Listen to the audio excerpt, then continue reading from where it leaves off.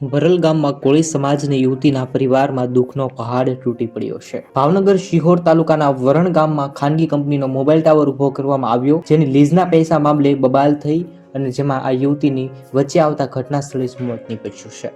તેમનો જીવ લેવામાં આવ્યો છે. પોલીસ બંદોબસ્ત વચ્ચે સગીરાની અંતિમ યાત્રા પણ નીકળી. ગત રાત્રિએ સગીરાની હત્યાનો બનાવ સામે આવ્યો. આજે મૃતકની અંતિમ યાત્રા યોજવામાં આવી હતી. બનાવના પગલે ગામમાં કોઈ અનિચ્છનીય ઘટના ન ઘટે તે માટે ચુસ્ત પોલીસ બંદોબસ્ત પણ ગોઠવવામાં આવ્યું. ગામ લોકોએ આજે સજ્જડ બંધ રાખ્યું અને મૃતકની અંતિમ યાત્રામાં લોકો જોડાયા છે. ખૂબ જ દુઃખદાયક સમાચારની અંદર પોલીસે 6 આરોપીની ધરપકડ કરી. આવી રીતે આ 6 નામ સામે આવ્યા છે તે લોકોની ધરપકડ કરવામાં આવી છે. ગામના ચાપસો પોલીસ બંદોબસ્ત પણ ગોઠવવામાં આવ્યું છે. મોટા સમાચાર સામે આવ્યા છે.